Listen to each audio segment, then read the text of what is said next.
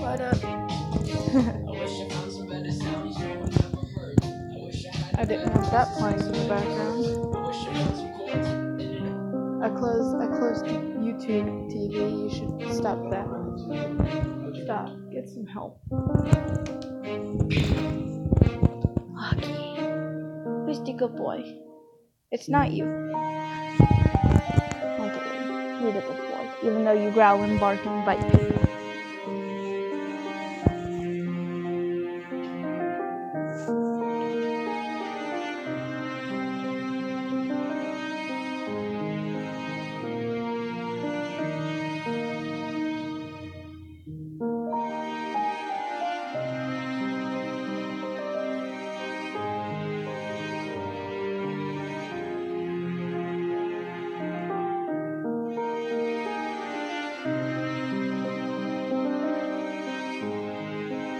Why would you steal pumpkins?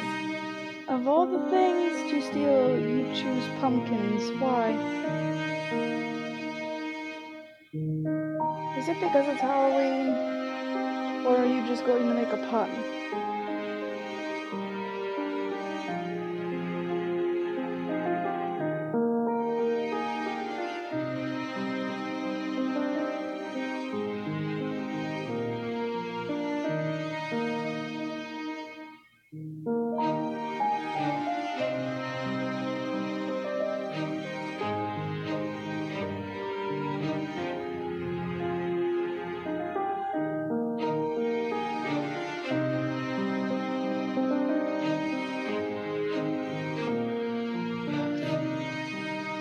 Alright, fair enough, I guess.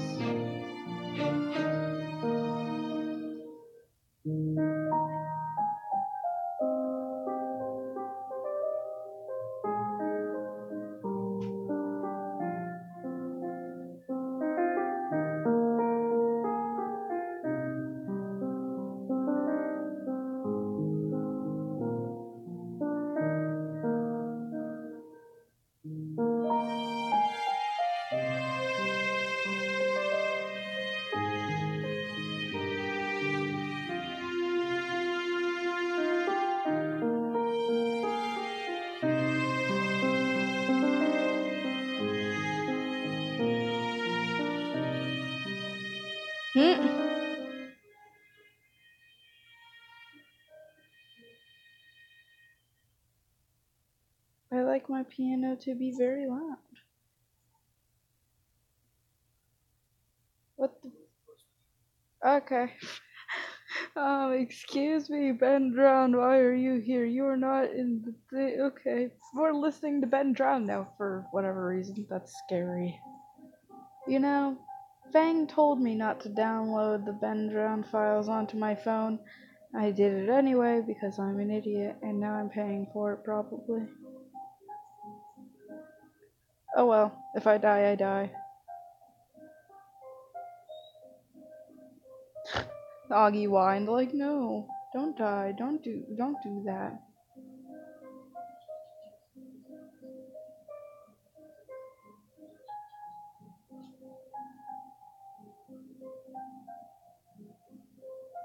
Okay, Karma, your legs might be thick, but your arms ain't. You know how I know? Karma has the same body shape and body type as me. I have thin arms. Ironically.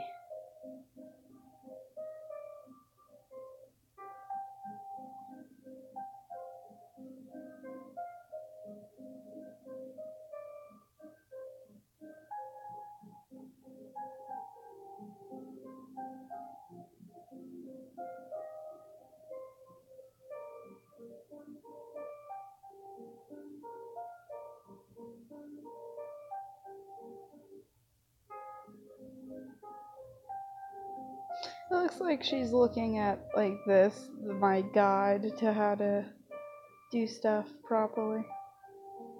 She's not, but it looks like it. I'm gonna keep that in case I need it. Lord knows I'll probably need it later. Excuse me, but I forgot what to do. Oh wait, I forgot. We're gonna make it red. I like red. I already made something green.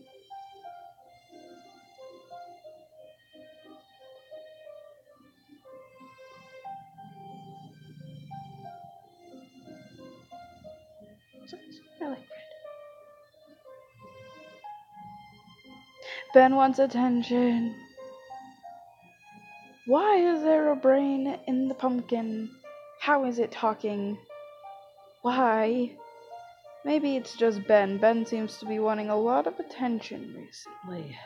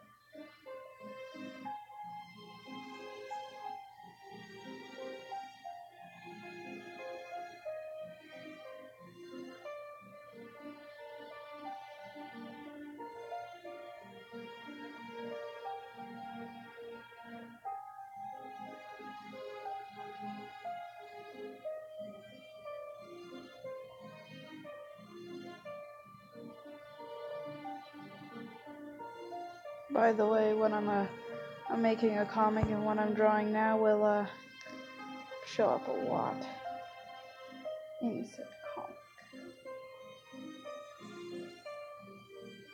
You know, if I ever feel like, making the comic.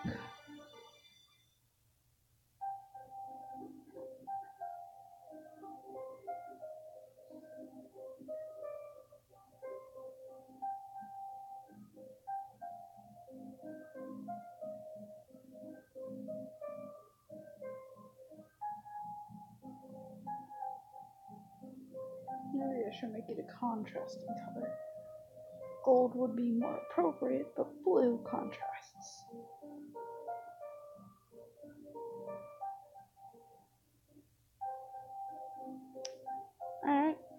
Alright, we just killed a sentient pumpkin. Okay, make it purple. We just killed a sentient pumpkin. Ooh, let's make it purple.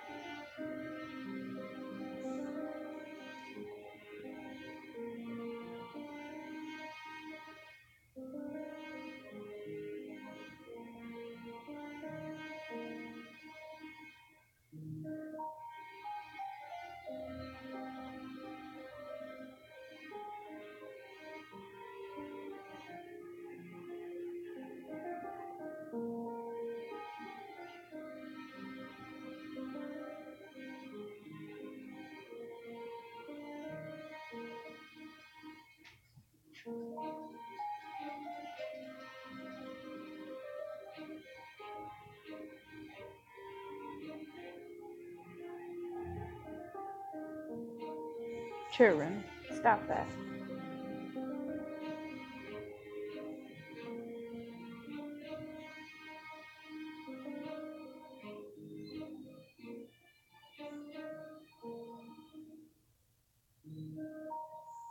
Yeah, there's just a bunch of people in the shop, and they're like, "Excuse me, what is this? What is happening, and why?"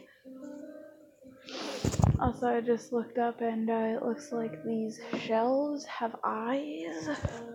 It's creepy.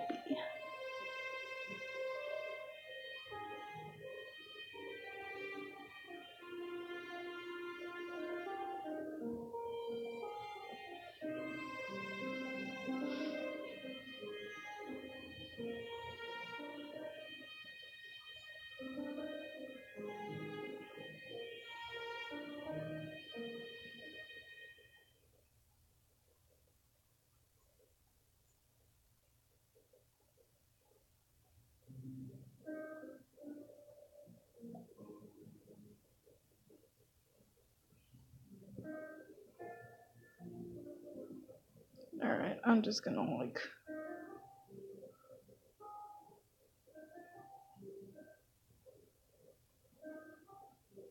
Why can't I make sure there's like nothing there?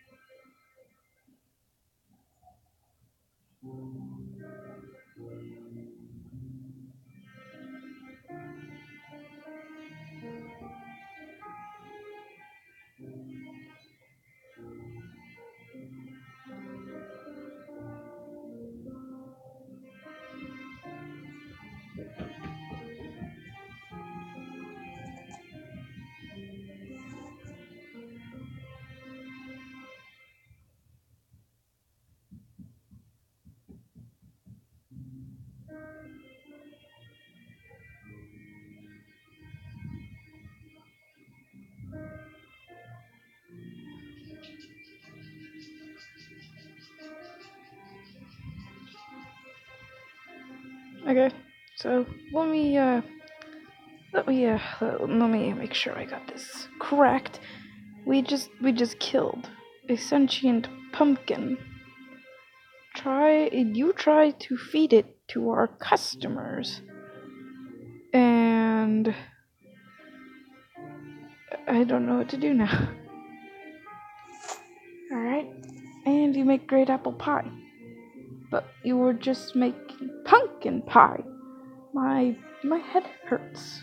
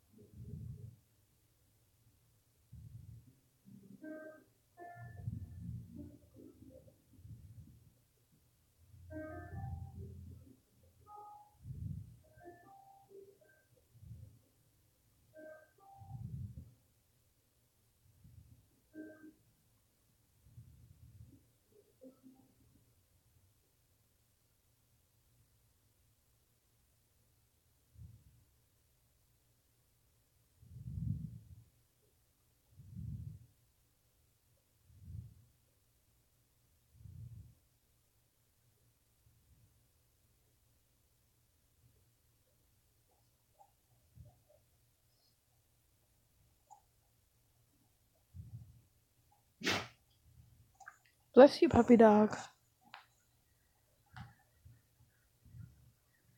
I didn't. They did. I didn't. But now that you mention it, now I want pie. And since you said that you make a good pie, you're making pie now. This is your punishment for saying pie. Now you have to make it. That's it. That's all I got. Hey, Ben drowned. Yeah, let's listen to Ben. Prefer to have it in order, but wait, I can't have it in order. I can. English, I love it. I totally didn't put in my Samsung notes.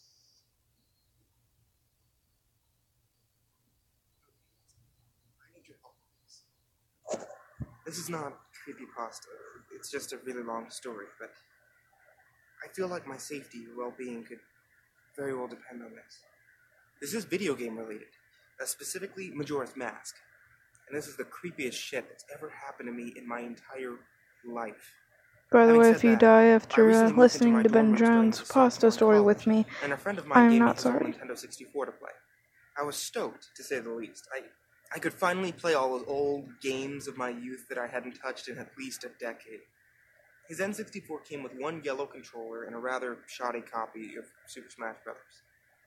And while beggars can't be choosers, needless to say, it didn't take long until I became bored of beating up level 9 CPUs. That weekend, I decided to drive around a few neighborhoods about 20 minutes or so off campus, hitting up the local garage sales, hoping to score some good deals from ignorant parents. I ended up picking up a copy of Pokemon Stadium, GoldenEye, fuck yeah, F-Zero, and 2 other controllers for about $2. Satisfied, I began to drive out of the neighborhood when one last house caught my attention. I still have no idea why it did. There were no cars there, and only one table was set up with random junk on it. Something sort of drew me there. I usually trust my gut on these things, so I got out of my car, and I was greeted by an old man. His outward appearance was, for lack of a better word, displeasing. It was odd. If you asked me to tell you why I thought he was displeasing, and I couldn't really pinpoint anything, there was just something about him that put me on edge. I can't explain it. All I can tell you is that if it wasn't in the middle of the afternoon and there were other people within shouting distance, I would not have even thought of approaching this man. He flashed a crooked smile at me and asked me what I was looking for, and immediately I noticed that he must have been blind in one of his eyes. His right eye had that glazed-over look about it. I forced myself to look into his left eye instead, trying not to offend, and I asked him if he had any old video games. I was already wondering how I could politely excuse myself from the situation when he would tell me that he had no idea what a video game was, but to my surprise, he said that he had a few ones in his old box. He assured me that he'd be back in a jiffy, and turned to head back to the garage. As I watched him hobble away, I couldn't help but notice what he was selling on his table. Littered across his table were rather peculiar paintings, various artwork that looked like ink blots from a psychiatrist. Curious, I looked through them. It was obvious why no one was visiting this guy's garage sale. These weren't exactly aesthetically pleasing. As I came to the last one, for some reason, it looked almost like Majora's Mask. The same heart-shaped body with little spikes protruding outward. Initially, I just thought that since I was secretly hoping to find that game at these garage sales, some Freudian bullshit was projecting itself into the ink blots. But given the events that happened afterward, I'm not so sure now. I should have asked the man about it. I wish I would have asked the man about it. After staring at the Majora-shaped blot, I looked up and the old man was suddenly there again, arm's length in front of me, smiling at me. I'll admit that I jumped out of reflex and laughed nervously as he handed me an N64 cartridge. It was a standard gray color, except that someone had written Majora on it in black permanent marker. I got butterflies in my stomach as I realized what a coincidence this was and asked him how much he wanted for it. The old man smiled at me and told me that I could have it for free. It used to belong to a kid who was about my age that didn't live here anymore. There was something weird about how the old man phrased that. But I didn't really pay any attention to it then. I was too caught up in not only finding the game, but getting it for free. I reminded myself to be a bit skeptical, since this looked like a pretty shoddy cartridge and there was no guarantee it would work, but then the optimist inside me interjected that maybe it was some kind of beta version or pirated version of the game. And that was all I needed to be back on Cloud 9. I thanked the man. The man smiled at me and wished me well, saying, "Goodbye, then." At least that's what it sounded like to me. All the way in the car ride home, I had a nagging doubt that the man had said something else.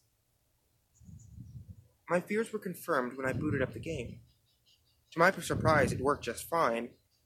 There was one save file, named simply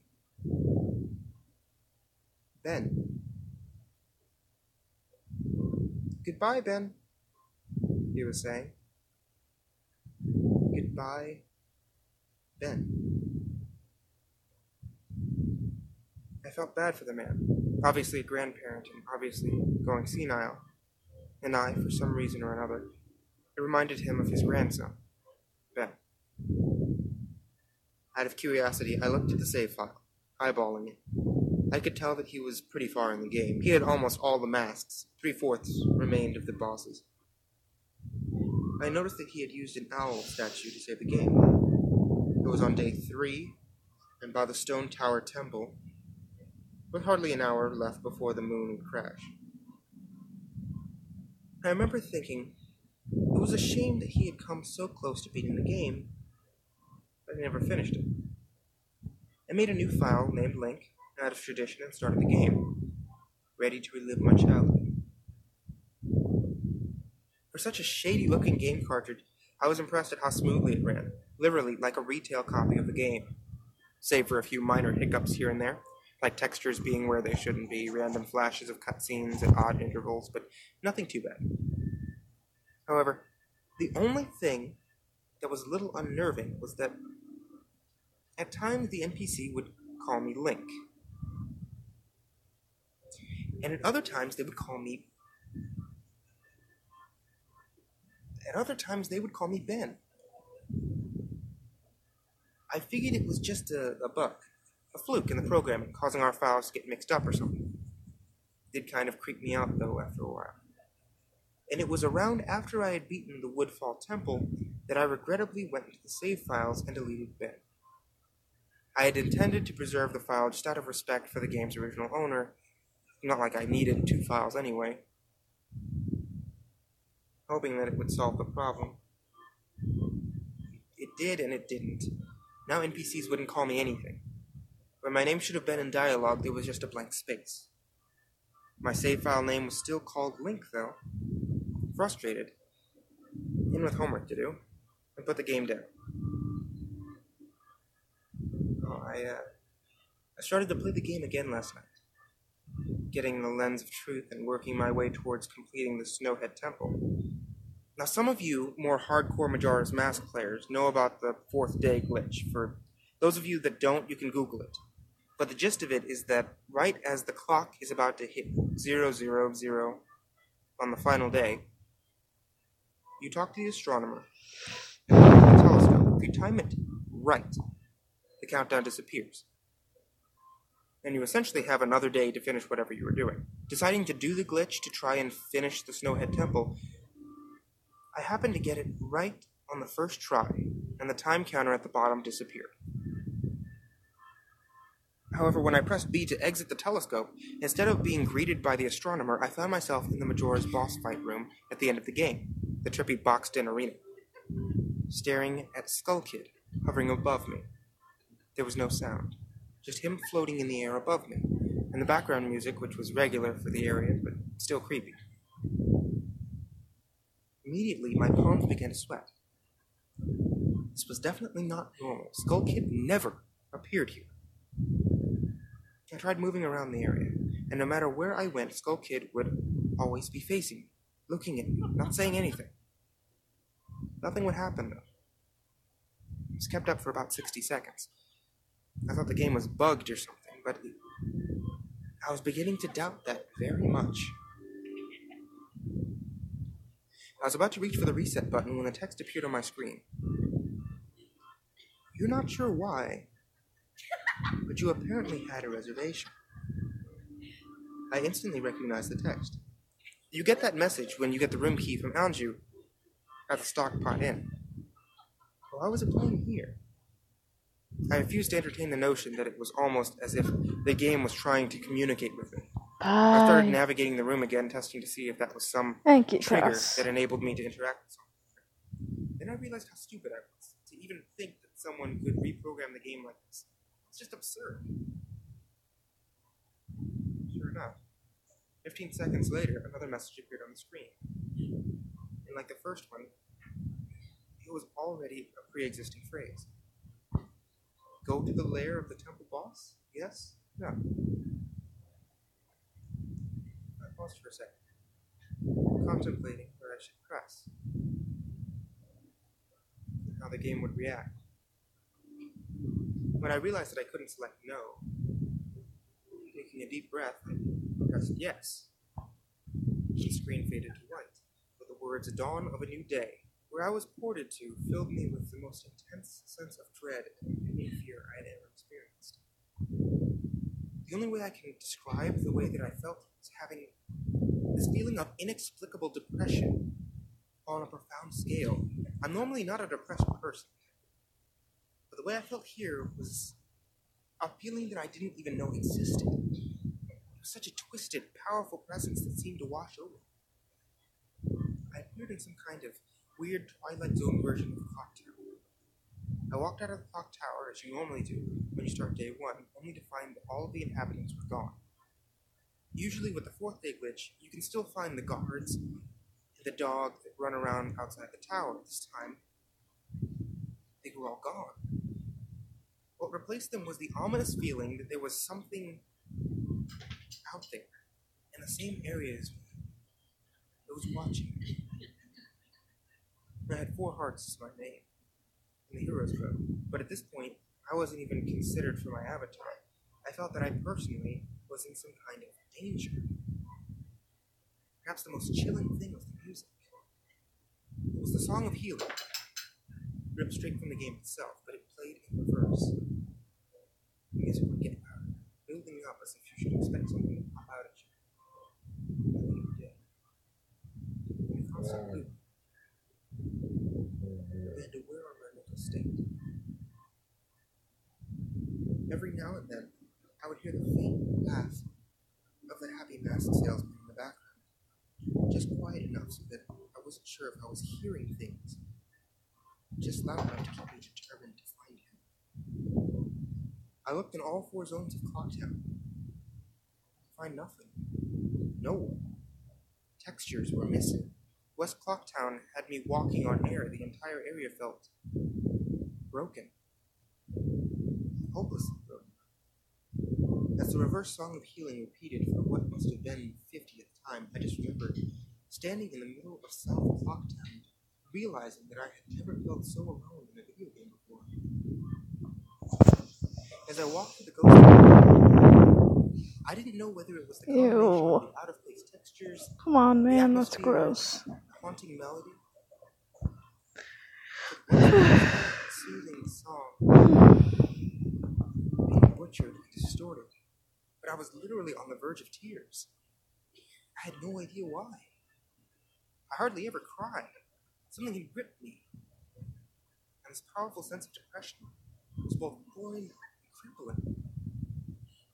I tried to leave Clocktown, but every time I attempted to zone out, the screen would fade to black, and I would just zone into another part of Clocktown. I tried to play the Ocarina. I wanted to escape, but I did not want to be here. And every time I played the Song of Time, or the Song of Soaring, it would only say, your notes echo far, but nothing happens. By this point, it was obvious the game didn't want me to leave. I had no idea why it was keeping me here. I didn't want to go inside of buildings. I felt that I would be too vulnerable to whatever I was terrified of. I don't know why, but I came up with the idea that maybe if I drowned myself at the laundry pool, I could spawn somewhere else, leave this place. As I zoned in and ran towards the pool, that's when it happened. Link grabbed his head, and the screen flashed for a brief moment of the happy masked salesman smiling at me. Not Link, me, with the Skull Kid's scream playing in the background. And when the screen returned, I was staring at the Link statue from playing the song Elegy of Emptiness. I screamed as the thing just stared back at me, that haunting facial expression. I turned around and ran out, back into Clocktown. And to my horror, the fucking statue followed me. Then the only way I can compare this is like the weeping angels from Doctor Who. Every so often, at random intervals, the animation would play of the statue appearing behind me. It was like the thing was chasing me. I don't even want to fucking say it, haunting me. By this point, I was on the verge of hysterics, but not even once did the thought of turning off the console occur to me. I don't know why. I was just so wrapped up in it. The terror felt so real. I tried to shake the statue. It would literally appear right behind me every single time. Link started to begin to make wild animations I had never seen before. He would flail his arms around or spasm randomly, and the screen would cut to the happy masked salesman smiling again for a brief moment before I was face to face with the fucking statue again. I ended up running into the Swordsmaster dojo and ran to the back. I don't know why, but in my panic, I just wanted some kind of assurance that I'm not alone here. To my dismay, I found no one. But as I turned to leave, the statue cornered me in the cubby in the back. I tried attacking the statue with my sword, but to no avail. Confused, backed into a corner, I just stared at the statue, waiting for it to kill me. Suddenly, the screen flashed again, with the happy masked salesman, and Link turned to face my screen. Standing upright, nearing the statue, looking at me, along with his copy. Literally staring at me. Whatever was left of the fourth wall was completely shattered while I ran out of the dojo terrified.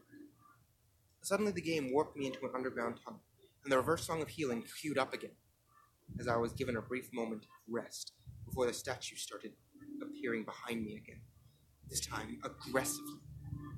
I could only take a few steps before it would summon behind me again. I hurriedly made my way out of the tunnel and appeared in southern Clocktown. As I ran aimlessly in sheer panic, suddenly a Redead screamed, and the screen faded to black as the dawn of a new day appeared again. The screen faded in, and I was standing atop the clock tower with Skull Kid hovering over me. Silent. I looked up, and the moon was back, looming just meters above my head. But the Skull Kid was just staring, haunting me. That fucking mask. A new song was playing. The Stone Tower Temple theme played in reverse. In some sort of desperate attempt, I equipped my bow and fired off a few shots at Skull Kid. It actually hit him. He played an animation of him reeling back.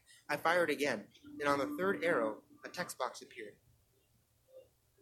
That won't do you any good. And I was picked off the ground, levitated upwards on my back. Then Link screamed as he burst into flames, instantly killing me. I jumped when this happened. I had never seen this move used on anyone in the game, and Skull Kid himself didn't have any moves. As the death screen played, the lifeless body still burning. The Skull Kid laughed, and the screen faded to black, only to have me reappear in the same place. I decided to charge him, but the same thing happened. Link's body was lifted off the ground by some unknown force, and he immediately burst into flames again, killing him.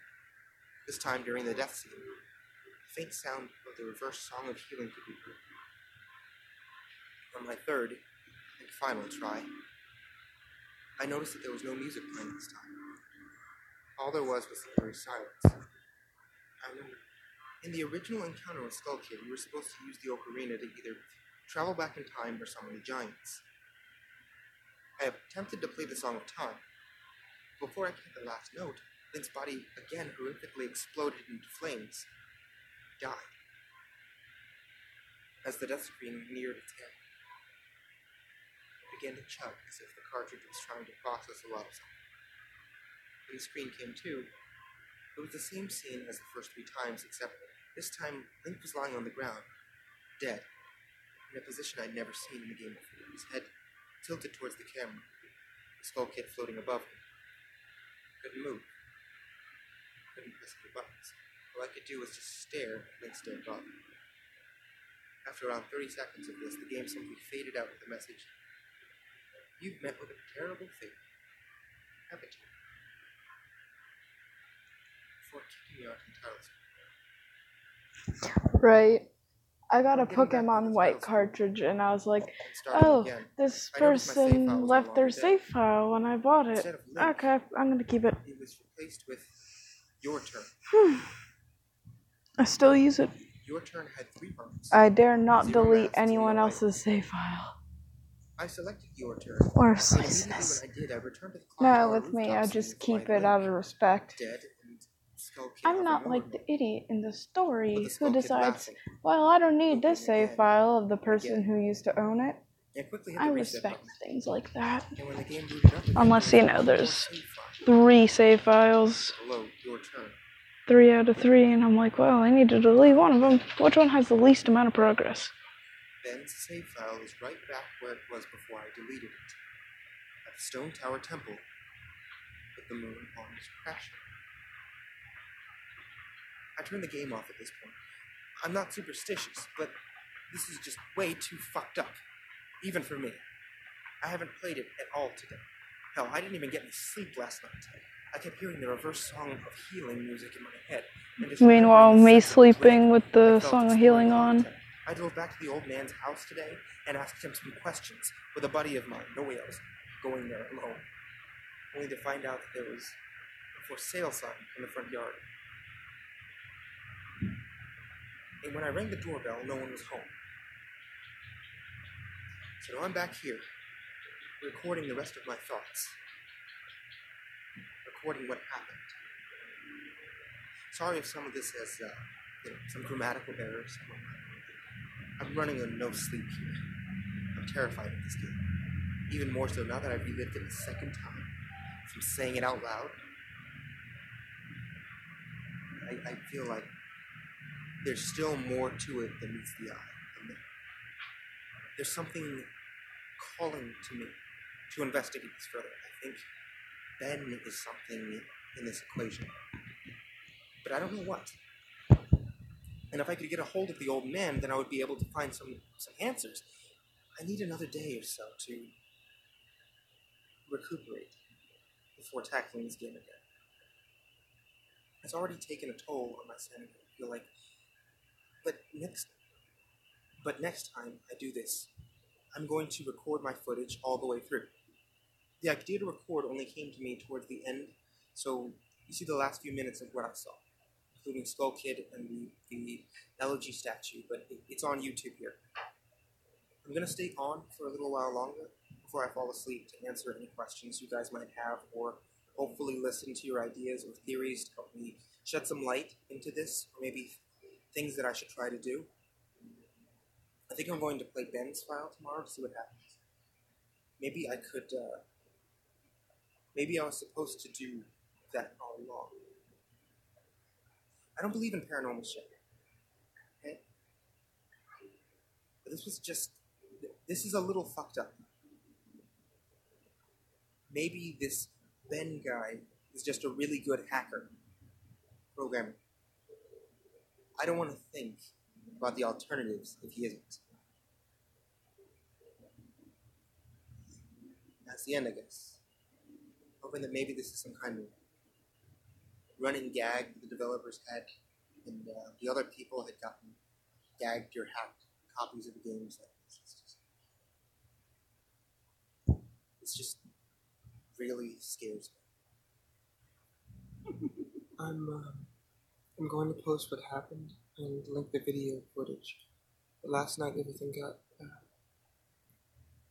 got way too real for me. I think I'm done messing around with this. I passed out pretty much immediately after making that video. Last night, the elegy of emptiness statue. I had a dream about it. A dream that it was following me. I'd feel my neck hair stand up on it. I would turn around and that thing, that horrible, lifeless statue would be staring with those empty eyes right at me, inches away. In my dream, I remember calling it Ben. Never before had I had a dream that I could remember so vividly. But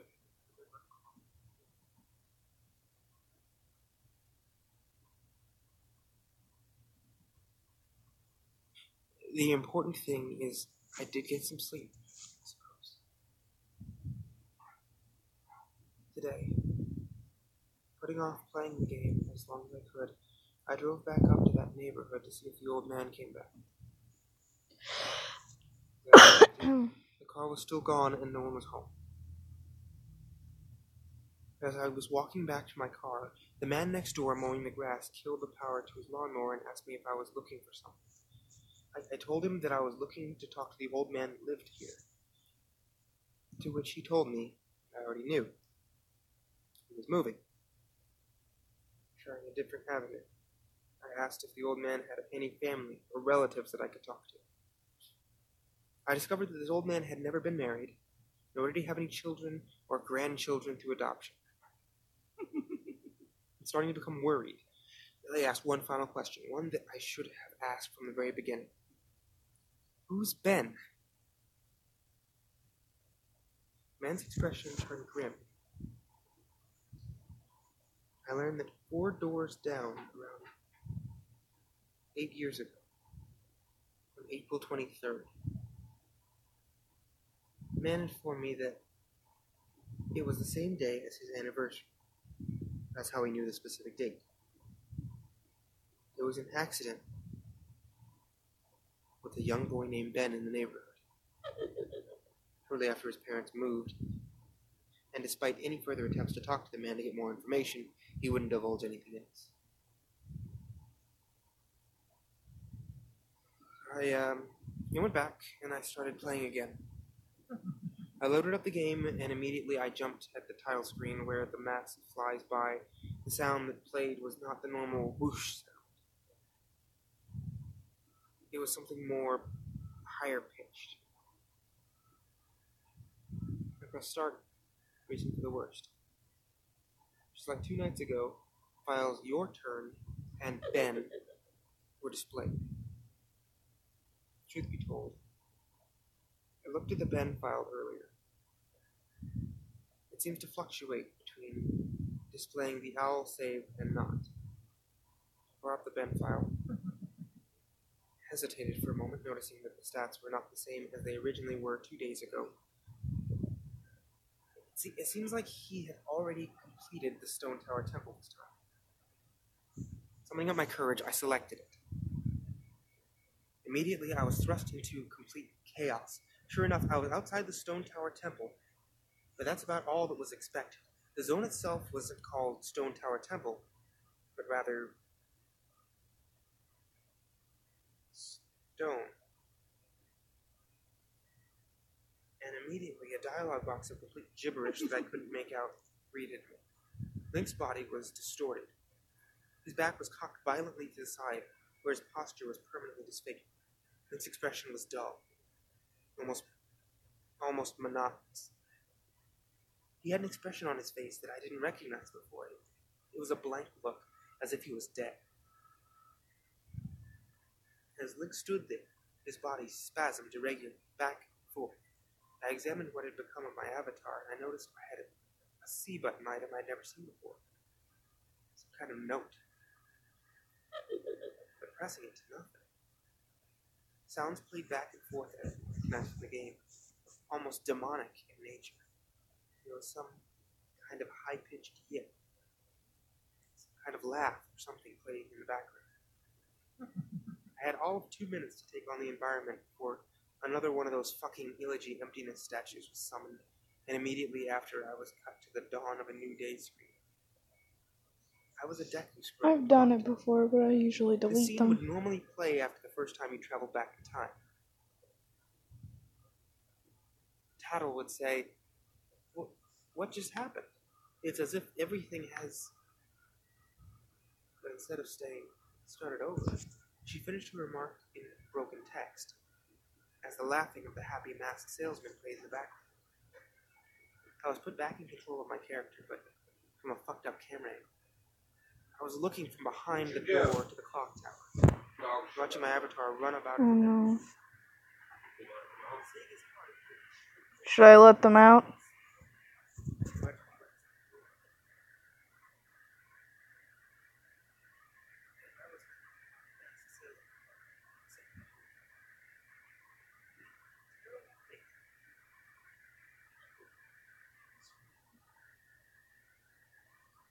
I was in Twenty One Piolets as a human.